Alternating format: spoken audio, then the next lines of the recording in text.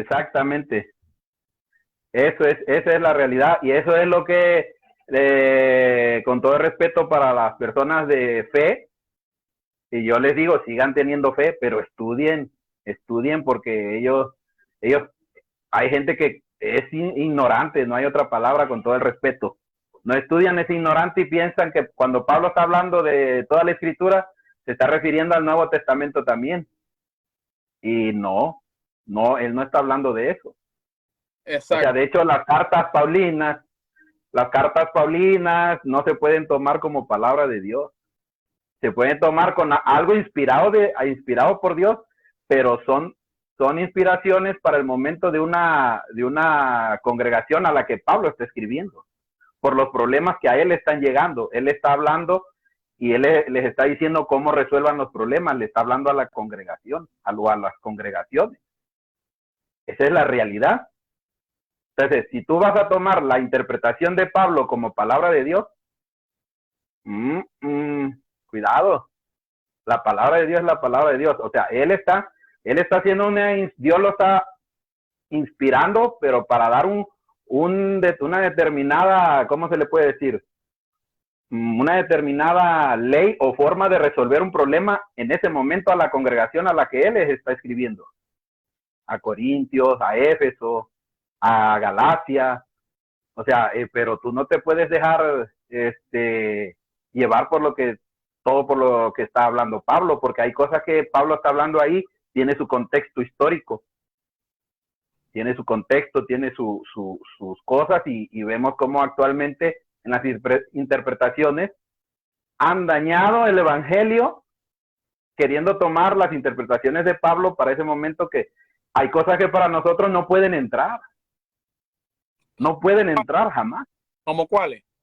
Por ejemplo, una muy marcada, varón, que es lo que ha dañado más a la gente, la ropa, Ah, la vestimenta. ¿Cierto o no?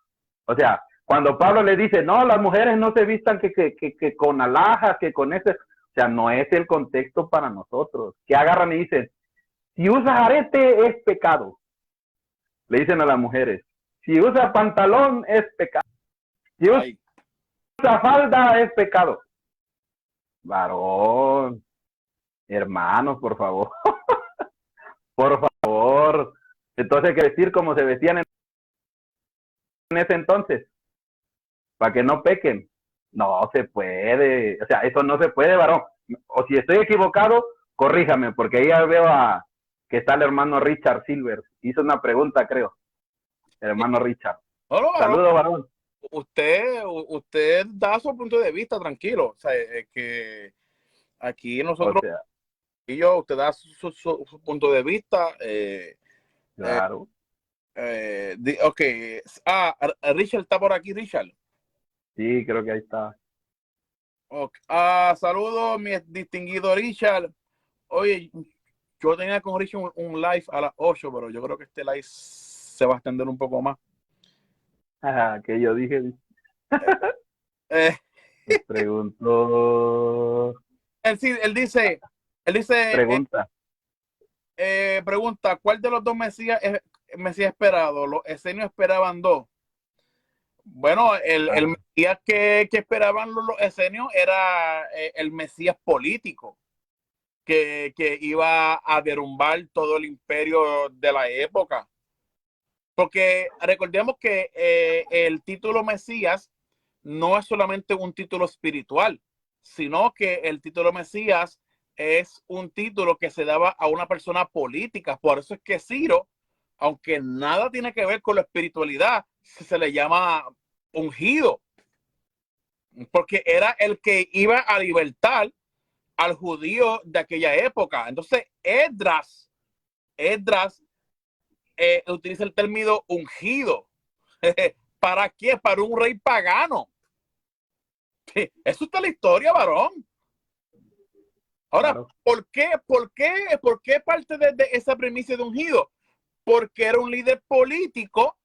O sea, los judíos estaban 70 años esclavizados, varón, con una teología poco desarrollada. Estaban a punto de desaparecer si no hacían nada en ese tiempo. Están cautivos. Y uno de los requisitos del imperio babilónico era deshacer todo tu pensamiento y que tú obtengas pensamiento babilónico para que trabajes para el imperio. Por eso es que la historia de Sadrach, Mesach y Abednego, ¿qué es lo que refleja esa historia de Daniel? Que escojan jóvenes hermosos de buen parecer y enséñelos en las mejores escuelas caldeas para que obtengan el conocimiento y cambiarle los nombres hebreos por nombres babilónicos. Sadrach, Mesach y Abednego son nombres de diferentes dioses, porque los babilonios trabajaban de esa manera. Ok, tú eres cautivo, te vamos a enseñar todo lo que es caldeo para que nos sirva. Entonces, al verse golpeado, viene Ciro, derrota a quién? A los babilonios. Los judíos dicen, ese es el ungido. Dios nos envió a ese hombre, y aún más, cuando Ciro les dice, váyanse de aquí, que yo los voy a ayudar a restaurar el templo. En otras palabras. Exacto. Varón. Exacto. Sí, la palabra ungido, Mesías, eso significa que iba a ser ungido con aceite para ser el rey. Ahí está el ejemplo de cómo el profeta y sacerdote Saúl, Samuel, perdón, ungió como rey tanto a Saúl como a David. Exactamente. O sea, eso es. Entonces, el ungido Mashiach o Cristo, eso es lo que significa que va a ser ungido como aceite, porque él va a llevar la función de rey. Porque él va a ser el rey, en este caso, iba a ser el rey de los judíos. El rey de los judíos. Pero ahora tenemos un problema, varón. ¿Por qué a Ciro se le llama ungido si él nunca fue ungido con aceite? Porque no era desde la perspectiva espiritual. Exactamente. Exactamente. Y cuando Dios habla de su ungido que iba a enviar para rescatar al pueblo, nunca dice que lo iban a ungir aquí en la tierra. Nunca está escrito que va a ser ungido en la tierra. Él dice, voy a enviarles a mi ungido. Entonces, ¿quién es el que le iba a ungir? Desde antes de la fundación del mundo ya estaba él ungido para su función. Ahora, no sé si te has dado cuenta, varón. Dice Richard, en las iglesias hay muchos ungidos. Bueno, no sé, a lo mejor hay muchos reyes. Ay, muchísimo. Por Dios, muchísimos. ¿No te has dado de cuenta, varón, que siempre que Andrés Acevedo. Ajá. Oh, varón, eso no es tema teológico. Es una realidad. Tenían que ser ungidos para ser rey. Ahí están las escrituras. Ungidos para ser sacerdote y ungido para ser rey. Eso lo puso el Señor, lo estableció Él. Oye, ¿no te has dado de cuenta que los reyes o los soberanos que Dios permitía que azotaran a su pueblo, Dios los llamaba siervo? Claro, claro. Ejemplo. Hay un texto en el libro de Jeremías donde Dios dice, y levantaré a mi siervo Nabucodonosor, y aún las aves del campo le he entregado. Tú sabes lo que es Jeremías. Decirle es un pueblo, varón, que el Dios de ellos le llame a un rey pagano, que es el siervo, y aún los aves del campo le ha entregado. Por eso era que ellos consideraban a Jeremías un despatriado. Claro. Sí, así es. ¿Por qué? Porque Dios les dio con tubo. Ahí Dios les dio con tubo, varón. Les dio uppercut, knockout técnico, knockout efectivo. ¿Por qué? Por la desobediencia. Claro, se los dijo él, han desobedecido mis leyes. Y ahí Deuteronomio, ¿qué te habla? Levítico, ¿qué te dice? Las bendiciones de obedecer y las maldiciones de desobedecer. Sin embargo, Dios, Es tremendo eso, varón, y es una realidad.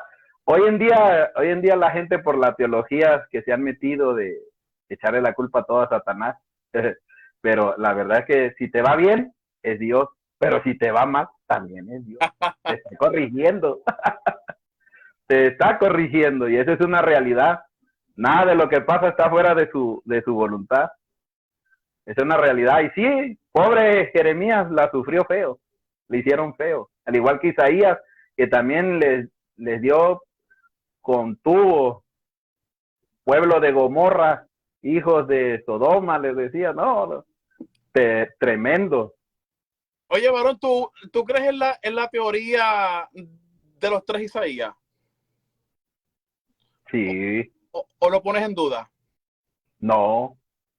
No, yo sé que son 3, porque cuando estudias hebreo, ves la diferencia. Desde una perspectiva académica. Sí, desde una perspectiva académica, lógico. Porque cuando estudias las lenguas, tú vas viendo que el primer Isaías es una forma de hablar el hebreo. Una forma de hablarse y una forma de escritura. En la escritura ahí te das cuenta. Y el otro Isaías, el segundo Isaías, tiene otra manera de hablar. Y el tercer Isaías igual. Okay. O sea, ahí te vas dando cuenta. Entonces ya cuando vas académicamente estudiando, o sea, es una realidad, no fue nada más un solo que escribió. Pero al estudiar eso, no por eso quiere decir que vas a dejar de creer en lo que está escrito ahí. Claro, claro. O sea, eso es para la gente inmadura, para la gente que, o sea, cuando nosotros estudiamos para eso, para encontrar las verdades que están en el texto y no te vengan a estar contando cuentos chinos, como decimos acá en México. Aquí que nadie te venga a contar cuentos chinos. ¿En qué parte estás de México, varón? Estoy en Guerrero, Acapulco. Hasta al sur, en Acapulco. Ahí fue donde el Chavo del Ocho agarró sus vacaciones. Aquí mero, exactamente, donde el Chavo del Ocho agarraba vacaciones. Así es. Yo vi un episodio del Chavo del Ocho en Acapulco y eso yo me era ido ni se me...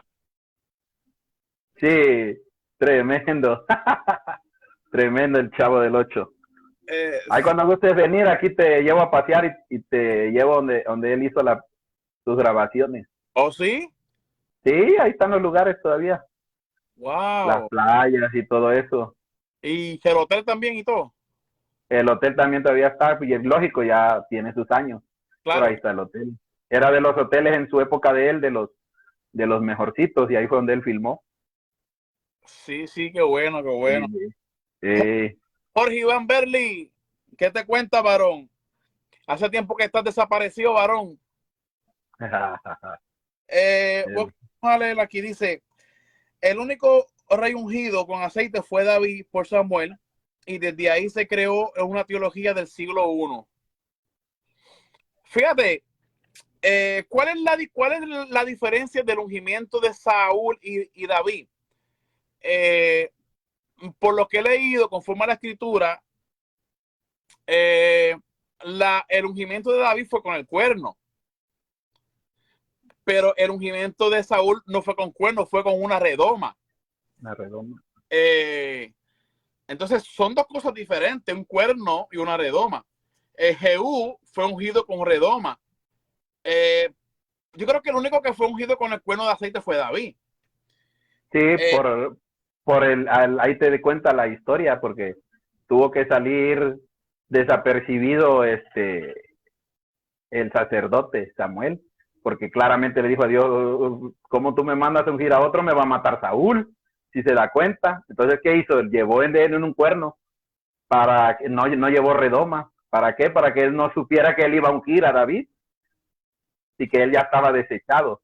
Ok, párate, que tú me estás trayendo algo interesante, y qué bueno que me lo explique de esa manera, porque siempre se nos ha enseñado en la iglesia que el ungimiento con cuerno es mucho mejor teológicamente que una redoma. Eso sí, como dice ahí Andrés Acevedo, es una teología. O sea, nada tiene que ver. O sea, el ungir era ungir con aceite. Punto. Se ponían en las redomas. ¿Por qué él lo usó con el cuerno? Porque tenía que salir a escondidas. No sé, ¿te imaginas si él lleva redoma? ¿Qué le va a decir Saúl? ¿A dónde vas? ¿Y a quién vas a ungir con esa redoma? Era, adiós. Entonces él, en su astucia, lleva el cuerno. ¿Qué le va a decir? Este va con el chofar. O sea, increíble. Eso es así, eso es lo que se explica y eso es lo que se sabe en el mundo judío, varón. O sea, no tiene nada que ver, hay una teología que, no, que el cuerno es mejor, no, que la redoma, no, que, óyeme. Es que de todo quieren hacer teología donde no hay. te lo digo, varón. Mira, varón, yo por muchos años enseñé en mis predicaciones. Bueno, yo mismo hice una teología en eso, porque tú sabes que los teólogos son los mejores que crean cosas. El teólogo hace maravillas con el texto. Yo fui uno de los que enseñaba que el ser ungido con cuerno era la unción verdadera de Dios y el ungir con redoma era una unción limitada. Por eso es que David, aunque Dios no lo escogió directamente, sino el pueblo, o sea, Dios escogió Saúl. a Saúl, Dios escogió a Saúl, no porque él quiera escogerlo, porque Dios siempre quería ser el centro del pueblo de Israel en dirección, pero como el pueblo miró para el lado y quiso tener la misma monarquía que los demás pueblos, entonces él le dijo, dáselo, pero sabes que no es mi perfecta voluntad. Y por eso yo entendí que ungirlo con redoma era unción limitada. Yo enseñaba que ungir con redoma era unción limitada, pero como no lo ungieron con cuerno, y si David fue ungido con cuerno, era el verdadero ungido. Eso que enseñaba. No, varón, no tiene nada que ver eso. Ahí dice Richard, Varón, dice Saúl. No me derrumben mi teología. Está bien. Ahí dice Richard, Saúl respetaba a Samuel, no creo que se atreviera a guindarlo. ¿Eso crees tú?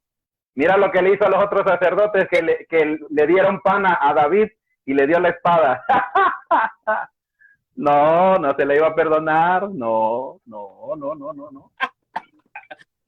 Para nada. Espera que dice Richard que, Carlos, tú sí que predicabas disparate a Rabacuco. Rabacuco. Sí, varón, o sea, esos son los detalles. Por ejemplo, otra cosa que dicen, el Hijo del Hombre es divino. Yo cuando veo ahí las interpretaciones de todas las Biblias, ese es un error garrafal. Cuando en hebreo se dice Ben Adam, es un hebraísmo para decir humano. Alguien nacido de mujer, Ben Adam, hijo de humano. Wow. Adam significa humano o hombre, humano. Pero ellos no tienen la palabra como nosotros, humano. O sea, entonces es un hebraísmo, ellos dicen el Ben Adam. Cuando se escribe en el texto de Daniel, vi a un Ben Adam que venía en las nubes y que estaba diciendo, vi a un hombre, vi a un humano que venía bajando en las nubes. O sea, ¿cómo así que venía un humano montado en las nubes del cielo? Wow. Eso es lo que significa en el hebreo Ben Adam.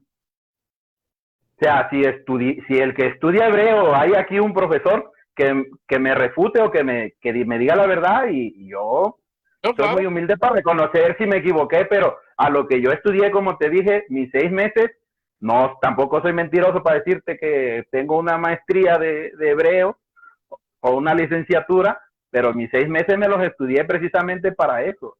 Ben Adam no significa otra cosa que decir humano. Para él la sorpresa es decir que como alguien que tiene una semejanza de un humano viene en las nubes del cielo. Sí, entiendo. Sí, entonces ya dicen, no, el Ben Adam tiene que ser divino y no sé qué es. ¿Un humano divino? El único divino es Dios. Fuera de él no hay más divinos.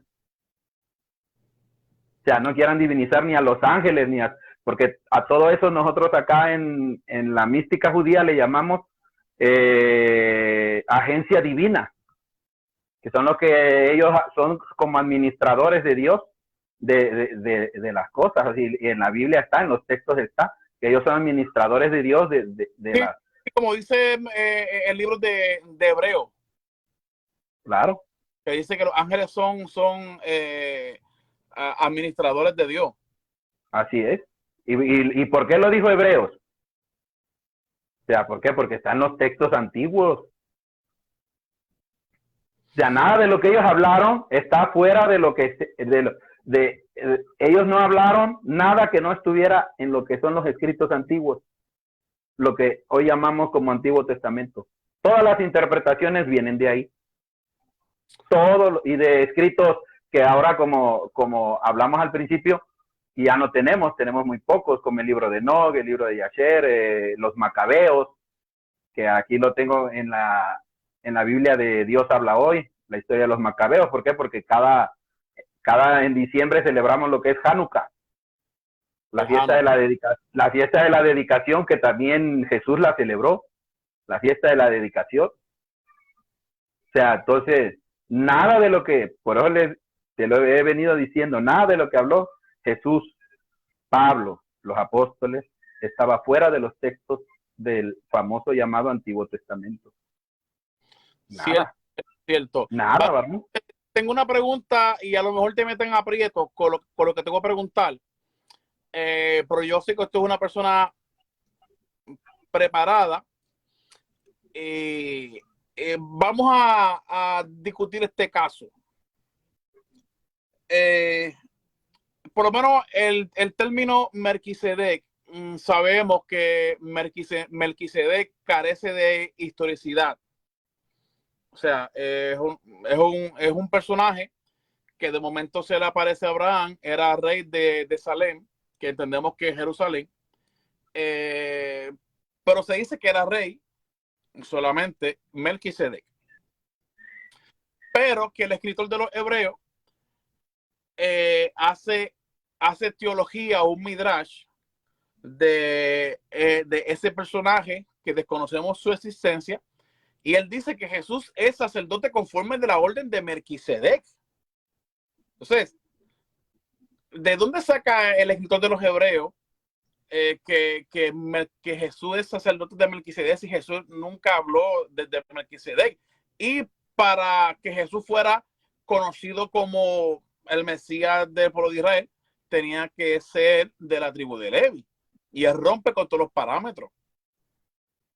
Tenía que ser de la tribu de Judá. Tenía que venir de la simiente de David. Pero los sacerdotes reconocidos por la tradición eran los Levi.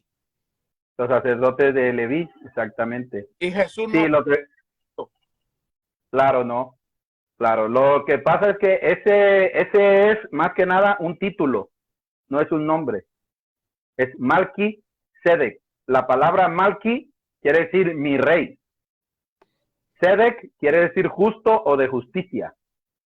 En hebreo, Sedec. De ahí viene la palabra Sedaká, que es lo que se ha traducido como limosna, o como darle algo, una ayuda a alguien. Sedaká, Sedec. Entonces, Melquisedec es un título. Entonces, en la tradición judía, lo que ellos comentan, los rabinos y todos esos libros, que es un título que efectivamente es dado al Mesías. Pero ya ese título de Melquisedec se refiere al Mesías hijo de David, al Mesías invicto, porque va a ser el rey justo que va a gobernar a la tierra. Es el título, Melquisedec, mi rey justo. Ok, pero ¿qué evidencias tenemos de que Melquisedec tuviera un sacerdocio establecido en Jerusalén? Según los Midrash antiguos, los judíos, el que era Melquisedec fue Shem, hijo de Noé. Okay. Que él fue el maestro de Abraham. Él fue su maestro, el que le enseñó la ley de Dios, y que por eso él creía Es que hay textos antiguos, como te dije, que se perdieron, los perdieron la tradición. Entonces hace de cuenta que ellos, la tradición oral que ellos tenían, la fueron escribiendo en lo que hoy conocemos como Talmud. Claro, claro. Ya ves que es su tradición oral de ellos. Pero hay textos que cuando vino la destrucción de Jerusalén, pues se quemaron todos cuando destruyeron lo que es el templo. Se quemaron esos textos, entonces quedaron sin evidencia, perdón. Pero a los rabinos, acuérdense que los rabinos no andaban con libros en esa época ni nada de eso. O sea, ellos memorizaban todo lo que leían. Eran unas mentes muy brillantes porque ellos te enseñaban todo lo tenían aquí. Entonces, en las tradiciones orales se fueron escribiendo después de la destrucción del templo, ya dejaron de ser orales porque eso se pasaba de maestro a maestro, de maestro a alumno, perdón, y era nada más un grupo muy reducido los que podían aprender, en este caso con los escribas, fariseos, saduceos, que ellos eran los maestros de Israel. Entonces, eso es lo que se enseña. O sea que hace de cuenta que para el mundo evangélico, el mundo cristiano, no hay evidencia, pero para el mundo judío sí. Te hablan ellos en los Midrash, te hablan ellos en el Talmud, te hablan ellos aquí en el Zohar, te hablan ellos en todas las tradiciones. Te lo explica Rashi, te lo explica Rambam, el Ramban, que son de los siglos, aunque son medievales, son de los siglos pasados, pero ellos traen toda esa tradición judía en la mente. De hecho, hay libros que ustedes desconocen que tienen, los judíos están solo en hebreo y algunos se están traduciendo en inglés. Sí, sí, entiendo. Hay un comentario, estoy intentando de entrar al compañero Jorge Iván Berli, pero no sé por qué Facebook no me lo permite, por eso es que no he podido entrar. Bueno, vamos a leer el comentario que dice, bueno, Andrés dice, el concepto de Ben Adán, hijo de Dios, fue mutando. Daniel Boyorín, en su libro Los Evangelios Judíos, la historia de Cristo judío, el libro y espacio fronterizo, judaísmo, cristianismo, en la antigüedad tardía. Y para el siglo I se creía una especie de divinidad. Ok, ese es el comentario de nuestro compañero Andrés. Referente al tema que estamos tocando, déjame ver si le puedo entrar a Jorge Iván Berli. Ahora está entrando por ahí. Ahora está entrando. El tema de Melquisedec, los de Qumran ya tenían una teología de un sacerdocio distinto del templo de Jerusalén y está reflejado en los jubileos. Ok. Jorge, el libro de jubileos. ¿Cómo están? Aquí hablando con el distinguido. ¿Cómo están? Saludos. Saludos, hermano Jorge. Aquí pasé por hablar, ya tú sabes que el personaje de Melquisedec es uno de los personajes que a mí me apasionan. Oye, papá, pero antes que comiences a exponer tu cátedra, estabas bien desaparecido, varón. Sí, lo que pasa es que estoy trabajando y salgo tarde. Y al salir tarde, pues, ya usted sabe, de la tarde a la noche es un paso y de la noche a la cama es medio. Pues, y nada, pero siempre los veía y siempre estaba atento. Lo que pasa es que no me enfrascaba en una conversación como estaba exhausto.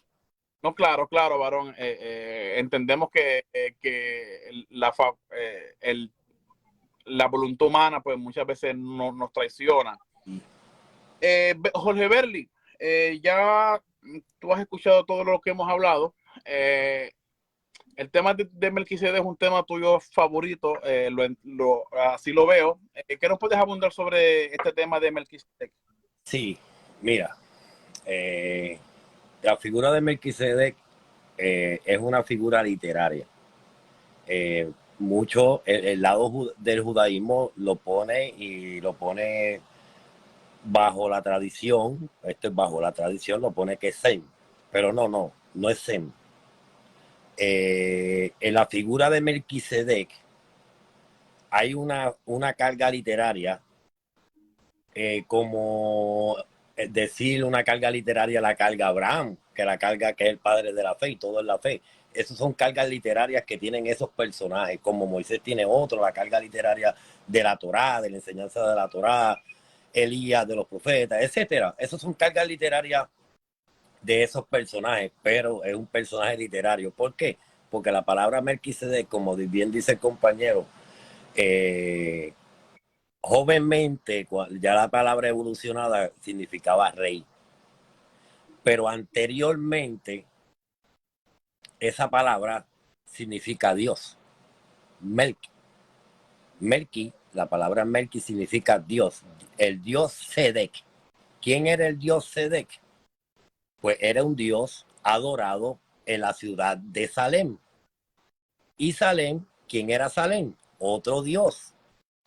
Esa ciudad era honor a Salem porque ahí se adoraba ese Dios.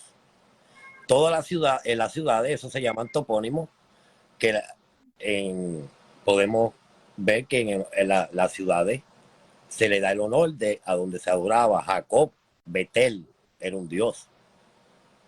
Esos eran ciudades y le daban por sitio. ¿Qué quiero decir? Melquisedec es una figura literaria que la crean para darle paso a un sacerdocio que no era de Israel. Y esto comienza para los tiempos patriarcales. ¿Y quién yo traigo a la película ahora? A un personaje que no tenía ningún rastro de sangre de los judíos. ¿Quién era? Era Sadoc. Sadoc sustituyó a Abiatar después con Salomón. ¿Qué hizo aquí? Cambió el sacerdocio arónico y se puso exclusivo a un jebuseo, porque Sadoc lo tiene el nombre. Mira el nombre, Sedec, Sadoc. Es un descendiente de la raza del sacerdotal de los jebuseos. Cuando vamos a los jebuseos y vemos el sacerdocio jebuseo, ¿cómo ellos creían? Los jebuseos creían que el rey era sacerdote. El mismo rey era el sacerdote. Eso lo vemos en otras religiones. Babilonia también lo hacía. El mismo rey podía ejercer,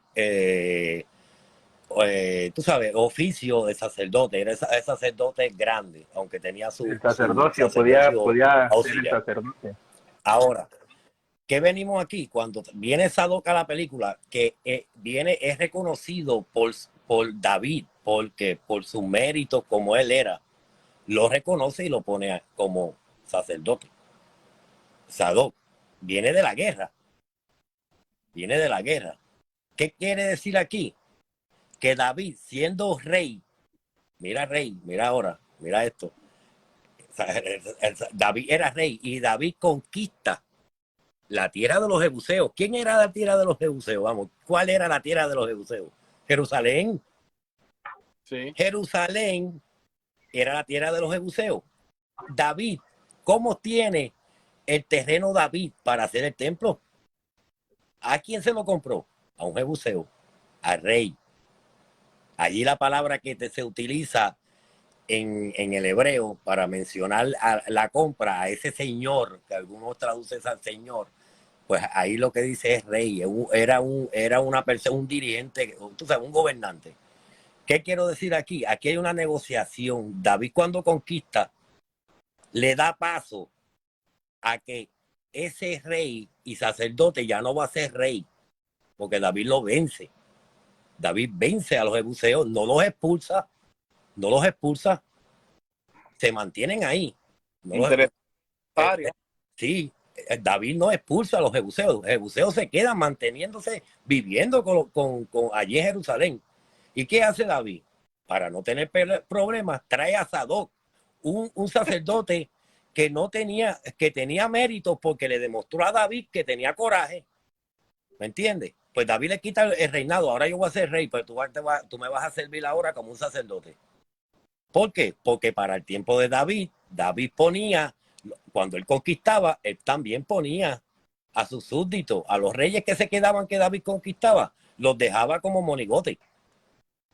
hacía lo que hacían los otros pueblos que hicieron con Israel, David lo hizo. ¿Me entiendes? David cuando conquistaba esos terrenos, David ponía a su misma gente como monigote. No, sigan ahí, pero esto me pertenece a mí. ¿Me entiendes? ¿Y qué sucede? Cuando David trae a Sadoc, ahí viene el Salmo 110. ¿Qué viene el Salmo 110? El Salmo 110. Tú eres para siempre según el orden de Melquisedec. Ay. ¿Me entiendes? En el verso 4. Ese salmo era un salmo de la época. Lo que pasa es que cuando viene la época de las reinterpretaciones, que es posterior para el Nuevo Testamento, y después que salen de Babilonia, empiezan los judíos a reinterpretar. Hacer midrash. Exactamente, y de ahí, de esas midrash, ellos nace que toda una escatología, todo, ven profecías a donde no la hay. Como hoy mismo, Samuel, segunda de Samuel 7:14, ese es Salomón. Y hoy lo utilizan ¿para qué? Y los judíos también lo utilizaron. Tuvimos midrash de los qumranitas, por ejemplo, segunda de Samuel 7:14. Lo utilizan para aplicárselo a su Mesías esperado. ¿Me entiendes? Son ¿qué? Escrituras de su época reinterpretadas para ellos proyectar su futuro. Oye, Jorge, hago un paréntesis aquí. Mira, dice aquí el compañero Andrés Acevedo, ahí se genera un problema en la teología cristiana, ya que la carta de los hebreos compara a Jesús con Melquisedec. ¿Tú crees que se genere un problema en la teología cristiana, varón?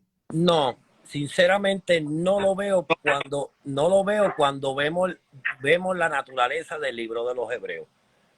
Cuando nosotros entendemos la naturaleza del libro de los hebreos, mucha gente dice, dentro de la como visión cristiana, dicen, y tú has oído, no sé si ustedes lo han oído, el autor de los hebreos tiene una capacidad sacerdotal bastante, porque entiende bastante el templo.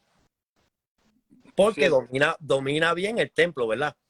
Ok, mira cómo yo los voy a hacer caer en cuenta a ustedes de a dónde viene esa carta de los hebreos y el trasfondo de esa teología.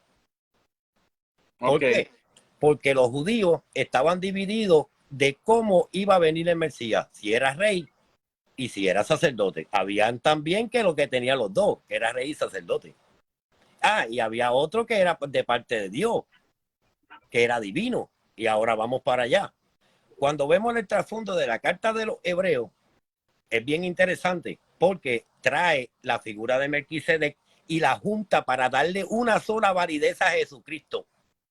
Esa teología la trae en la carta de los hebreos y es para validar el sacerdocio de Jesús, no siendo arónico. Al no hacer arónico, ellos, ¿qué hacen? Espérate, hay que validar a la figura de Jesucristo en el sacerdocio.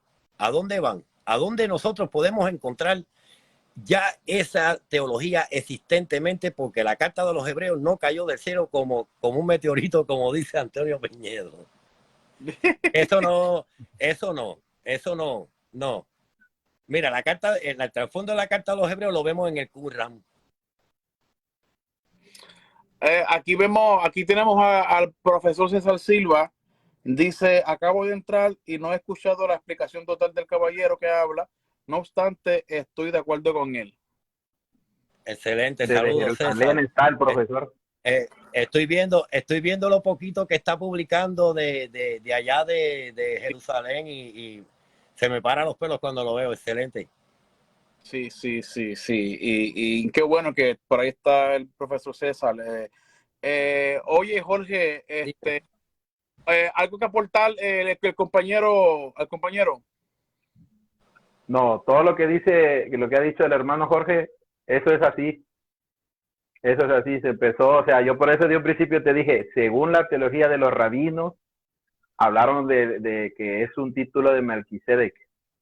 Pero ya aquí el hermano Jorge expandió más el tema aún muy, muy bien. Es que eso es así. Eso es así. Se fue interpretando esta carta de esta manera.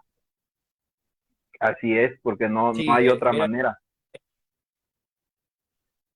el trasfondo, el que quiera estudiar el trasfondo de la carta de los hebreos, tiene que ir al Qumran.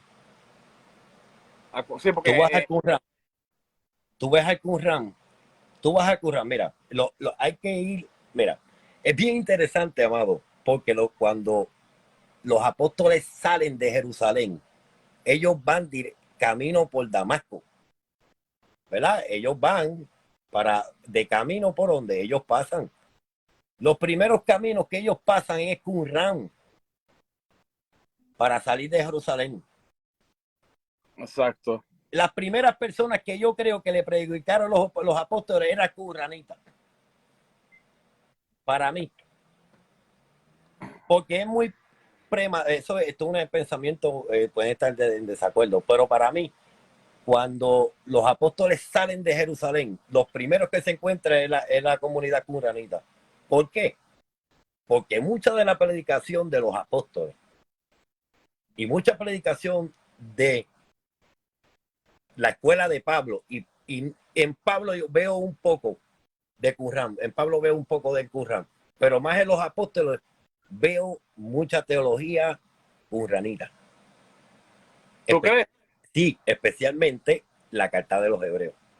Wow. Cuando vemos el mesianismo, del Qumran, y especialmente la carta de los hebreos, que es la figura de Melquisedec en el Qumran, según el documento 11Q13, ese de Melquisedec es divino y es el que trae la victoria el día de los jubileos. Alaba, papá. Pero ese que tú estás hablando, ¿se refiere al Mesías guerrero o al Mesías de índole espiritual? No, ese es el que trae, sí, ese, ajá, el que hace la batalla. Porque ese como el político. El que trae la victoria el día de los jubileos, el que le va a traer la paz. Tienes que leer el documento 11Q13 o el famoso rollo de Melquisedec, misterioso de Melquisedec de Qumran, lo vas a ver. Y Melquisedec también sale en otros documentos que ahora no lo tengo en la mente. Ok, la perspectiva de Melquisedec conforme al rollo de Qumran es una perspectiva sacerdotal como lo intenta de exponer el escritor de los Hebreos. Divina, divina, sí, divina. Él es el que trae la bendición, el que trae la redención y la bendición. Ok, qué interesante, qué interesante. Así es. Así es. Oh, vamos a Sí, invitar al profesor porque César. debemos de, Sí.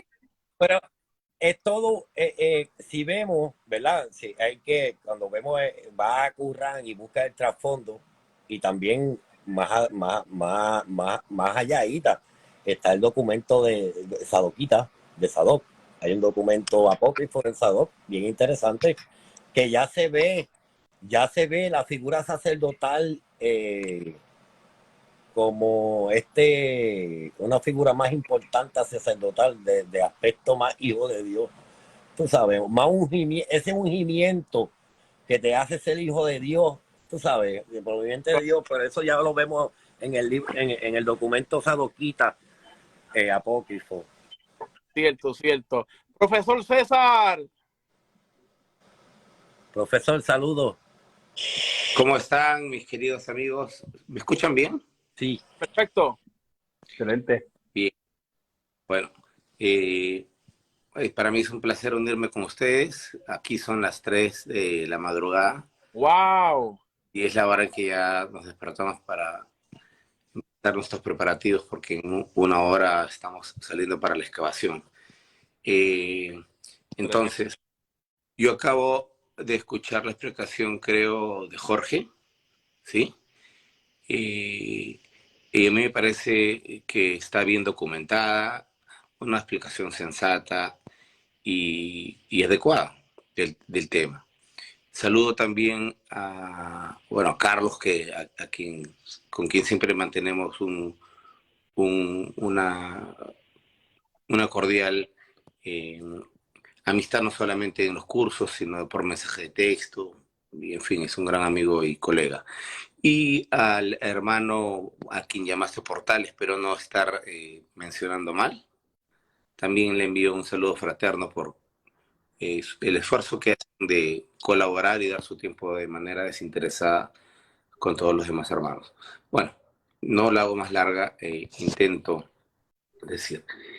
Ciertamente, el motivo de la publicación, el motivo y el motor que motivó mi publicación hace unas horas, eh, radica en fundamentalmente una cosa.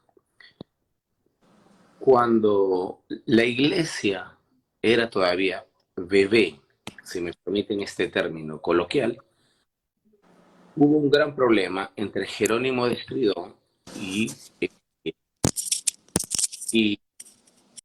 hay un tipo de ruido. Bueno, hubo un gran problema entre Jerónimo de Estridón y uno de los mejores teólogos de la Iglesia Católica, que era San Agustín.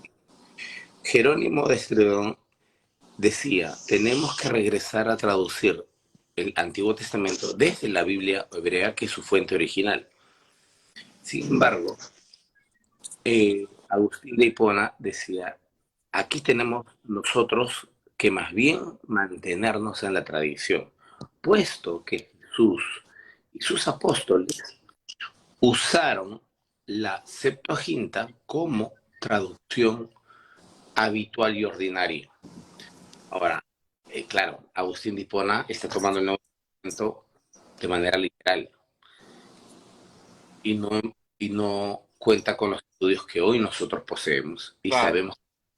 sabemos que muchas de las citas que hace Jesús en realidad no las hace Jesús, sino las hace el escritor 50 años después de la muerte de Jesús y pone textos en boca de Jesús, por supuesto citados de la... Ahora, honestamente aquí, que nosotros solamente, que nosotros solamente vemos a la Biblia con ojos cristológicos, que es lo que suelen enseñar en la iglesia. Para mí, desde Génesis 1 hasta el último versículo de Malaquías, va a hablar de Jesús. Pero en realidad, el Antiguo Testamento tiene su propia teología. Exacto. No estoy diciendo que esta teología sea mala o buena, no le estoy dando alguna opinión personal ni un juicio de valor, pero el Antiguo Testamento o Biblia hebrea tiene su propia teología, donde Cristo, Jesús de Nazaret, el maestro de Galilea, no está presente. Y no está presente porque no existe aún. Entonces, para los cristianos, como bien apuntó en los últimos minutos Jorge, para los cristianos, aquellas personas que creen o creyeron en su momento, en aquel siglo, que Jesús de Nazaret era el Mesías, empiezan a acomodar todo el texto para que la Biblia hebrea esté traducida, o mejor dicho, para que la Biblia hebrea y o la Septuaginta, cualquiera de las dos que les convenga más, dependiendo del texto, hable de Jesús en código cristológico. Entonces, cuando nosotros en el año 2000, y aquí viene sobre todo la reflexión y el llamado de atención, eso está bien, cada uno puede hacer lo que quiera si eso alimenta su fe. Esto es una traducción, como también escuché a Jorge en los pocos minutos que acabo de entrar, exactamente, es un tema teológico, pero con las técnicas de traducción que tenemos, con la enorme brecha que hemos avanzado en el camino en los estudios bíblicos, lo que deberíamos hacer nosotros, si somos investigadores serios, es utilizar el texto hebreo para el Antiguo Testamento, utilizar el Nuevo Testamento, utilizar el texto crítico o recibido para el Nuevo Testamento, ¿ok? Y entender que la Biblia hebrea, en realidad, como investigador, no está apuntando a Jesús, está apuntando al tiempo que fue redactado, al tiempo en que fue escrito. Y entonces vamos a ver bastante más claridad y vamos a entender el texto con honestidad. Seguramente un poco doloroso para a los que les han durante siglos, durante años, el tiempo que hayan estado en la iglesia, 10, 20 años, les pueden haber enseñado que ese tema está apuntando directamente a Jesús. Entonces el creyente promedio, sin chistar y sin siquiera considerar, o menos aún contradecir, dice, ok, yo lo recibo así, lo capto así y listo. Pero el texto en realidad original no está hablando de Jesús. Entonces, tiene que ser una de malabarismos de traducción, poner palabras, quitar palabras. La cuestión es que apunta a Jesús, porque como este texto tranquilamente deben haber unos 70 o 80, quizá más, que están mal traducidos, y que no dicen, por supuesto, nada de lo que por medio se cree, ¿no? Y de lo que los predicadores, a veces pastores, a veces simplemente creyentes, predican de muy buena fe y muy buena voluntad, pero ignorando que el texto no dice eso. Sí, porque yo vi la publicación que usted puso, que fue excelente, y eso me llamó la atención. O sea, que usted, a ser experto en hebreo, lo tradujo como técnicamente está. Que cuando hacemos la comparación, vemos que como que se modifica un poco acá, cuando se hace el midrash de eso, como para empatar. Claro, Carlitos. Ahora, alguien por ahí me comentó, no, pero tú deberías tener en consideración las 70. No, es que porque los hebreos, la epístola de los hebreos cita las 70. Ok, pero es que el fondo de la cuestión no es a quién tiene en consideración la carta a los hebreos. Yo sé como investigador que la fuente de el Nuevo Testamento y de los escritores que citan lo suelen hacer de la Septuaginta. Pero mi pregunta no es esa. Mi pregunta es hoy, año 2022, o los últimos 5 años, con la enorme brecha que hemos avanzado, ¿es acaso justificable que sigamos traduciendo a partir de la tradición, porque esta es tradición eminentemente de la iglesia naciente o la iglesia única que había en Occidente, la iglesia cristiana de occidental, porque había muchas otras en Oriente? Claro. Entonces, lo que estamos haciendo es seguir la tradición eclesiástica de la iglesia al vertir, al poner en el Antiguo Testamento tiene que hacer match, tiene que hacer clic con el Nuevo, si es que soy traductor católico. Ok, pero si soy un investigador no tiene por qué hacer clic ni hacer match, porque cada una tiene su propio entorno, su propio tiempo y su idioma original. Ese es para mí el kit del asunto, porque utilizando precisamente esta justificación, entonces yo voy a manipular la Biblia hebrea para que siempre favorezca mi teología del Nuevo Testamento. Y eso no es honesto, pues, porque la teología que tienen el Nuevo Testamento es diferente a la teología que tienen los escritores de la Biblia hebrea. Un minuto, me da un minuto, profesor. Ahí mismito. Ese punto es bien interesante. ¿Por qué? Porque el término Septuaginta es un término bien, para usted que lo conoce, en el mundo académico, decir Septuaginta en un sentido concreto, de una manera circular, es irse patas arriba. Eso no, te van a decir cuál de ellas. ¿Por qué? Porque ya para el mundo, que el mundo cristiano, cuando va naciendo el cristianismo, también va floreciendo las traducciones griegas. Y se entrelazan, está la de aquí, la Teodosio, la de Simaco. Son septuagintas que corrieron en el mundo cristiano, que, por ejemplo, voy a dar un ejemplo, el Códice Alejandrino o el corte de los escritos alejandrinos tienen un corte especialmente porque el Códice Alejandrino tiene la Septuaginta, pues esa Septuaginta tiene el corte de Teodosio, de la Septuaginta de Teodosio.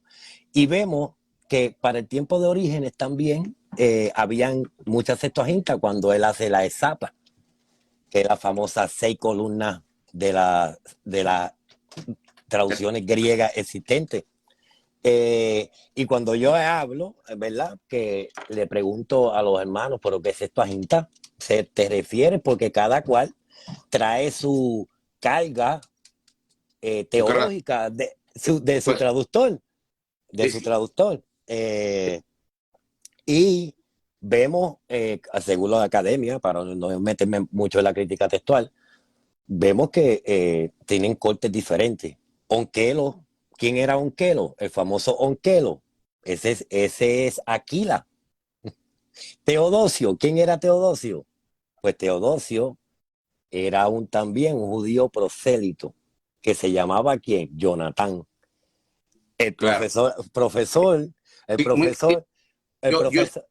Yo estoy absolutamente de acuerdo contigo en esto, en que hay varias versiones. De hecho, ese fue el motor para que el Papa le pida a Jerónimo una traducción, digamos, que unifique todo lo que hay, porque había un problema de que había muchas traducciones al griego. Estoy absolutamente convencido de que estás en lo correcto. Claro que sí, estoy de acuerdo. Pero, insisto, mi punto no tiene que ver con el Nuevo Testamento, ni con las diferentes traducciones, ediciones y teologizaciones del texto vertidas en los griegos, que yo simplemente leíamos Septuaginta para no... es correcto. Para no entrar en detalles. En mi caso particular, ya para yo ir retirándome y les agradezco de antemano que me hayan permitido acompañarles. En mi caso particular, yo sostengo que la Septuaginta es un valiosísimo testigo textual de cómo las diferentes comunidades o traductores concebían y entendían el texto hebreo según su propia carga teológica. Sí. No obstante, no son los originales. Son testigos que nos permiten entender cómo se entendía según Aquila, ¿no?, que es judío, el texto, pero traducido para los griegos. Entonces tiene una carga diferente que otras que acaba de mencionar Jorge y que yo no voy a volver a mencionar para no distraer ni aburrir a los estimados miembros que ven este programa. Entonces, la cuestión de fondo, personalmente para mí, por supuesto, ustedes pueden continuar examinando cada uno de los procesos, pero para mí particularmente es el por qué muchas de nuestras traducciones, a pesar de que ya hay enorme cantidad de investigadores en todos los sectores, cristianos, judíos, gnósticos, ateos, etcétera, ¿por qué tenemos este problema? ¿Por qué continuar simplemente con... Mira, que el día de ayer yo estuve analizando otros textos de la Biblia, que ya los comentaré y ojalá que si tienes a bien lo puedan ustedes también ventilar en este programa. Y la verdad que ayer yo termino desencantado, triste, desencajado, melancólico, vaya, una serie de términos y adjetivos que intentan describir mi estado de ánimo, porque las traducciones son pésimas. Ayer yo le comentaba a mi esposa Eva, que está durmiendo en este momento detrás de mí, le decía, mira, si alguna empresa decidiera hacer alguna traducción y considerara mi participación junto con el de otros, yo esta vez sí aceptaría. Wow. Porque a mí me lo propusieron, pero yo no acepté. Pero esta vez yo sí aceptaría porque es que hay tantos textos mal traducidos, Carlos. Algunos en pro de Cristo. Perfecto, eso lo entiendo. Pero otros en pro, por ejemplo, de otros textos están traducidos en pro de fortalecer mi teología, ¿sí? O a veces mi homofobia, o a veces mi, mi concepto de iglesia, conceptos que no están presentes en la Biblia hebrea. Entonces, bueno, ese es mi punto. Mi punto es no quién tradujo el Nuevo Testamento ni por qué, porque el Nuevo Testamento se para sobre sus dos piernas, absolutamente independiente, y, si bien es cierto, bebe de una fuente, que es la Biblia traducida al griego, no importando cuál sea su origen, también tiene otra fuente que es su propio análisis midrásico, teológico, como carga. Entonces, yo no me meto ahí porque yo sé cuál es su naturaleza, pero esa naturaleza cristológica no está en el texto hebreo, perdón, no está en el Antiguo Testamento. Entonces, traducir, vertir al español a partir de la Septuaginta ya es deshonesto, porque la Septuaginta ya es una interpretación. Y segundo, traducir pensando que tengo que ver a Cristo, que tengo que ver a mi iglesia representada, bautista, pentecostal, adventista, anglicana, lo que fuera, mormona, pensar que tengo que ver a mi iglesia representada en la Biblia hebrea, o pensar que tengo que ver mi teología, sea cual fuera, pensar que mi enfoque desde el punto de vista sexual tiene que estar en la Biblia hebrea, o en fin, es decir, meter mis ideas para que cuadren en el texto y acomodar el texto, entonces esto es deshonesto. Y ahí es donde en realidad el tema se pone o se torna un poco más complicado, ¿no? Y también por ejemplo, ver a la iglesia en el libro del Cantar de los Cantares. Eso es algo absurdo. A eso me refiero. Es uno de las explicaciones que se dan, ¿no? Ver a la iglesia de Cristo en los cantares, pues, o sea, es simple. El profesor tiene un deseo grande y bonito en el corazón, pero hoy día, profe, quisiéramos tener dinero para nosotros mismos costearnos, pues lo que cuesta ese trabajo y no deberse a nadie, porque muchas veces uno tiene un deseo en el corazón y como se trabaja los comités pues se trabaja, te invitan, tú haces tu trabajo del libro que te den o de la porción que te den, tú haces tu trabajo, van a haber otros que se van a ver un consenso junto con tu trabajo, van a escoger cuál es la traducción correcta y cuál es la que el público puede aceptar y asimilar para que no caiga mal y la Biblia pueda ser comprada. Esto es un factor determinante, amado profesor, que yo lo veo hoy día en la variedad. Y como usted bien lo dice, los sesgos teológicos. Pues los sesgos teológicos están porque lamentablemente casi todas las Biblias que tenemos hoy día son confesionales.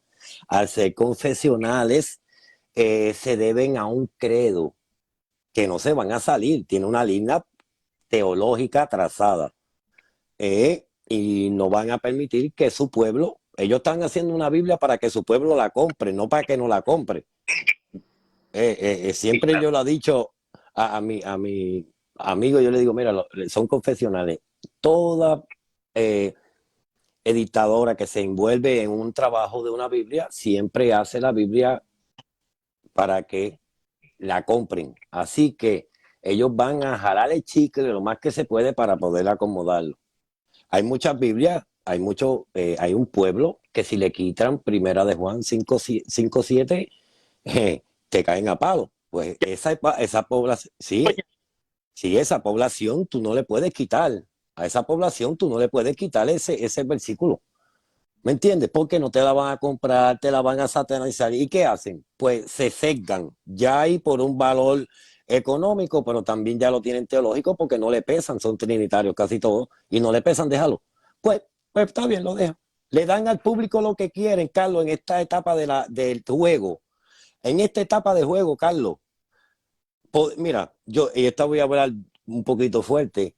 Podemos conseguir de puño y letra confirmado, vamos, documentos que no existen, entre comillas, del puño y mano de Jesús, y la traemos hoy día, que hagan cambiar lo que está establecido hoy día. Dicen que ese libro es apócrifo, que eso no sirve porque no está, el ser humano no está dispuesto a corroborarse en el error y volver a cambiar sus tradiciones. No, no, no, no, no, no, no, no. Yo siempre lo digo, en esta etapa del juego es bien difícil quitarle el dulce al muchacho. Muy difícil, muy difícil. La crítica puede hacer muchas cosas, hay muchas cosas que la crítica se quedan bajo, como dicen en la academia, bajo el telón, calladitos. Calladitos, eso se ve bonito, no es que lo tapen, sino que eso se habla bajito. César sabe de eso porque ellos, así es el término, ellos hablan, no es que se tapen, es que ellos hablan bajito. Y hay muchos temas así. Y algunas personas, entre ellos algunos pastores, pero yo aquí somos casi 70 personas, hay varios pastores. Y algunos de ellos, por ejemplo, que me he encontrado aquí y que ha pasado lo mismo a lo largo de los últimos años. Algunos son pastores, algunos son profesores, algunos son traductores. Dicen, sí, yo sé que lo que tú dices es cierto, pero eso no lo va a entender la iglesia, no lo va a entender el pueblo, así que mejor para decirles, ¿no? Y entonces se queda bajo el telón, como dice Jorge. Y eso es un problema, pues, ¿no? Entonces como el traductor o los pastores, o quien fuera, el predicador, dice, ok, yo sé que esto no pasó, yo sé que esto está mal traducido, pero como eso dice la gente, porque eso van a escuchar lo que digo. Y ahí viene nuevamente otra reflexión. Ética, que yo como líder religioso o como presentador de la Biblia, ¿dónde llega mi ética? Está bien escuchar, está bien traducir como quieren para que me compren la Biblia y de esa manera mi negocio no se caiga. Y yo lo entiendo perfectamente, yo he trabajado con la Biblia. Entonces, ¿está bien eso? O por ética debo ahí está, ahí tenemos un problema.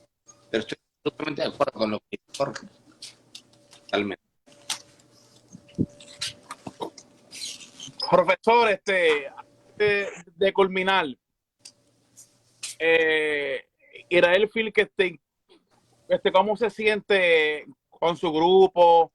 Que verdaderamente ha tenido esa disposición de estar con usted en esa excavación, que verdaderamente me estoy gozando la foto y es como si yo estuviera ahí en el espíritu. Bueno, el profesor Israel Phil es una persona muy amable, ya con él varios años, y ha recibido al grupo de Limud, que es el único grupo de habla hispana y de latinoamericanos, luego todos vienen de Europa, Estados Unidos, Canadá. Nos ha recibido no solamente muy bien, sino que es muy y permanentemente, aunque él no habla español, lo entiende, pero él permanentemente está atento a nuestras necesidades, Wow. y algunos grupos ha puesto traductores especiales para nuestro grupo. En fin, él está muy, muy contento porque es primera vez que tiene un grupo latinoamericano. Antes solamente veía yo. Ahora, por primera vez, es un grupo latinoamericanos, hispanoparlantes que viene. Entonces, él ve como, de alguna manera, este tema de la arqueología y lo que está sin duda involucrado, que es la Biblia, en ese tema, está permeando. Evita, apaga todo esto, está permeando también Latinoamérica de una manera, y ha impactado Latinoamérica de una manera importante. Es decir, ya no solo están en el juego, si me permiten esta palabra técnica, esta palabra, digamos, coloquial, ya no solo están en el juego de la crítica bíblica Europa y Estados Unidos. Ahora también entra Latinoamérica a dar su opinión, porque Hispanoamérica también tiene especialistas y están preparados, y ahora se discuten lo que ustedes están haciendo. Por ejemplo, esto se hace en Europa. Claro, ellos llevan una ventaja en cuanto a años, pero en cuanto a calidad. Es decir, hay personas educadas, informadas, como ustedes, que intentan generar este espacio de diálogo, ¿m? Como lo hace nuestro hermano Richard Silver, como lo hace Limud, como lo hace Jesús Histórico. Generan espacios de diálogo en donde de manera directa se hable o se escriba, opine, etcétera, pero de manera seria, de manera formal, no con... Y eso nos dice que hay esperanzas para elevar el nivel de comprensión bíblica en Latinoamérica. Me despido de ustedes, queridos amigos. No tengo el gusto todavía de conocer a los dos caballeros que te acompañan, querido Carlos, pero reciban sincero y muestra de amistad. Un abrazo, Carlos. Gracias por permitirme participar en este espacio tuyo. Gracias, profesor. Bendiciones. Excelente, profesor. Gracias. Saludos. Un placer. Un placer para mí. Bendiciones. Adiós. Un lujo el profesor César Silva, un lujo tremendo. Sí, está ya en esa área arqueológica verdaderamente es bien impactante todo ese trayecto. Bueno, muchachos, yo creo que el profesor ha cerrado con broche de oro. Llevamos 2 horas aquí con 38 minutos. Antes de despedir, va a pedir que nuestro compañero de México nos dé las últimas palabras. Y el hermano Jorge Berli, así nos despedimos. Yo que estaba calentando. Estaba empezando. No, vamos, ya está bueno ahí para no aburrir a los hermanos, ya está bueno. Sí, gracias, para empezar, gracias, hermano Carlos, hermano Jorge. Ahí no pude entrar en el tema que dice de que estaba explicando de Jesús aquella vez, pero bueno, otro día lo tomamos. Sí. Pero excelente, y es verdad, como dijo el profesor, qué bueno que podamos escuchar diferentes opiniones, diferentes datos, porque eso es lo importante, que la generación de hoy se está levantando, ya no se está quedando como la generación antigua, que lo que le decía el pastor, así era, lo que le decía el ministro, eso es, y ya no se discutía y no se podía debatir ni cuestionar. Entonces, pues bueno, aquí estamos. Gracias por dejarme compartir lo poco o lo mucho en lo que yo pueda aportar. Amén, varón. Ha sido algo impresionante. Jorge, las últimas palabras. Yo sé que estás caliente, yo sé que quieres arrancar cabeza, yo sé que estás convertido en Hércules ahora mismo, varón. No, tranquilo. Nada, ya tú sabes. Gracias por el espacio, y siempre que pues tenga la oportunidad de compartir contigo, ya tú sabes, nos vamos por ahí a aportar lo que hemos leído, lo que hemos aprendido, porque es importante de si estudiamos y leemos, hay que crear criterios propios y hay que afrontar una postura de investigador y vamos para adelante. El investigador hay que ser claro, el investigador, si mañana Jorge consigue y nace unos nuevos hallazgos, y Jorge tenía una postura y ese hallazgo lo hace remendar la postura o crear la estructura otra vez, como todo investigador lo hago, porque si no hago eso me convierto en un religioso. Dios le bendiga, Dios le guarde a todo el mundo. Amén. Saludos a todos mis amados, muchas bendiciones. Shalom, shalom.